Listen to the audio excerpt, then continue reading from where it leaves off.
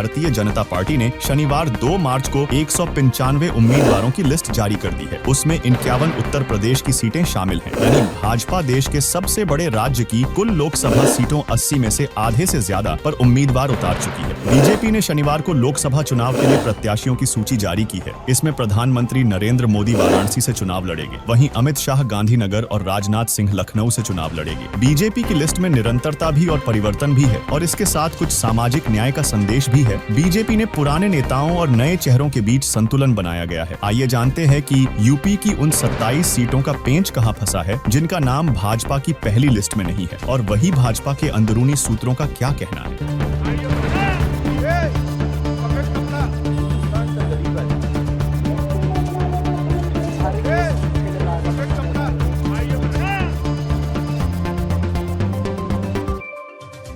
पिछली लोकसभा चुनाव में भाजपा 78 सीटों पर लड़ी थी। 2 सीट मिर्जापुर और रॉबर्ट्सगंज सहयोगी पार्टी अपना दल के लिए छोड़ दिया था। दोनों पर ही अनुप्रिया पटेल के नेतृत्व वाले अपना दल ने जीत दर्ज की थी। हालिया लिस्ट में इन दोनों सीटों का जिक्र नहीं है। ऐसे में संकेत मिल रहे हैं कि अपना दल को फिर से मिर्जापुर और रॉबर्ट्सगंज की सीट मिल सकती है। भाजपा ने जिन 27 सीटों पर उम्मीदवारों की घोषणा नहीं की है, उसमें एक चर्चित सीट कैसरगंज की है। कैसरगंज से वर्तमान में भाजपा के बृजभूषण शरण सिंह सांसद हैं। आपको बता दें कि पिछले साल महिला पहलवान द्वारा बृजभूषण पर लगाए गए यौन उत्पीड़न के आरोपों से देश भर में हंगामा मचा था। उनके खिलाफ 2 एफआईआर दर्ज की गई थी। एक एफआईआर 6 महिला पहलवानों की शिकायत पर दर्ज हुई थी। दूसरी एफआईआर एक नाबालिग पहलवान और उसके पिता की शिकायत पर दर्ज हुई थी। वही आपको बता दे कि कांग्रेस के रायबरेली पर संकट आ सकता है। दरअसल कांग्रेस के गढ़ कहे जाने वाले रायबरेली से सोनिया गांधी चुनाव नहीं लड़ेगी। पिछले चुनाव में कांग्रेस उत्तर प्रदेश की सिर्फ यही सीट जीत पाई थी। इस हाई प्रोफाइल सीट को सोनिया गांधी द्वारा छोड़े जाने के बाद से भाजपा के शीर्ष नेता उम्मीदवार के नाम विचार कर रहे हैं। सूत्रों का कहना है कि रायबरेली के लिए एक मजबूत उम्मीदवार की तलाश कर रही है। ऐसा उम्मीदवार जिसके जीतने की संभावना हो। भाजपा के अंदरूनी सूत्रों का कहना है कि यूपी में राज्यसभा चुनाव में भाजपा के समर्थन में क्रॉस वोटिंग करने वाले समाजवादी पार्टी के विधायक मनोज पांडे को रायबरेली से मैदान में उतारा जा सकता है। वहीं आपको बता दें, भाजपा ने अभी तक बागपत से उम्मीदवार की घोषणा नहीं की है, जहां से 2014 और 19 में पार्टी के सत्यपाल सिंह ने जीता दर्ज की थी। सूत्रों का कहना है कि यह सीट भाजपा अपने नए सहयोगी राष्ट्रीय लोकदल को दे सकती है। एक भाजपा नेता ने कहा, मुजफ्फरनगर से केंद्रीय मंत्री संजीव कुमार बालियान को मैदान में उतारकर बीजेपी ने यह संदेश दिया है कि वह पश्चिमी यूपी में अपने जाट नेताओं का प्रभाव बनाए रखेगी और जाट वोटों के लिए राष्ट्रीय लोकदल पर निर्भर नहीं रहेगी। बालियान ने 2019 में राष्ट्रीय लोकदल संस्थापक अजीत सिंह को 6500 वोटों से हराया था। बीजेपी ने हेमा मालिनी को एक बार फिर जाट बहुल सीट मथुरा से मैदान में उतारा है। सीट बंटवारे में राष्ट्रीय लोकदल को एक और सीट मिलने की संभावना है, वह है बिजनौर। भाजपा ने सपा के गढ़ रहे मैनपुरी से भी किसी उम्मीदवार की घोषणा नहीं की है, जहां भाजपा कभी नहीं जीती। वही अब सवाल यह उठता है कि मेनका गांधी और वरुण गांधी का क्या होगा। तो आपको बता दें, घोसी और गाजीपुर भाजपा 2019 में बसपा के खिलाफ हार गई थी। इन सीटों का नाम भी सूची में नहीं है। संभावना है कि सहयोगी सुहेलदेव भारतीय समाज पार्टी को इनमें से एक सीट मिलेगी। वही आगे बात करें तो 2 और सीटें आश्चर्यजनक रूप से सूची से गायब हैं। पहली पीलीभीत और दूसरी सुल्तानपुर। 8 बार की सांसद मेनका संजय गांधी सुल्तानपुर से मौजूदा सांसद हैं और उनके बेटे वरुण गांधी 3 बार के सांसद हैं, जो पीलीभीत का प्रतिनिधित्व करते हैं। भाजपा ने सपा के गढ़ बदायूं से भी उम्मीदवारों की घोषणा नहीं की है, जहां पूर्व सपा नेता स्वामी प्रसाद मौर्य की बेटी संघमित्रा मौर्य मौजूदा सांसद हैं। शेष सीटें जहां उम्मीदवारों की घोषणा होनी बाकी है। अब देखना यह होगा कि बाकी बची सीटों पर क्या खेला होता है और आप इस सीट बंटवारे के बारे में क्या सोचते हैं, हमें कमेंट में बताएं और वार्ता 24 न्यूज चैनल को सब्सक्राइब करें।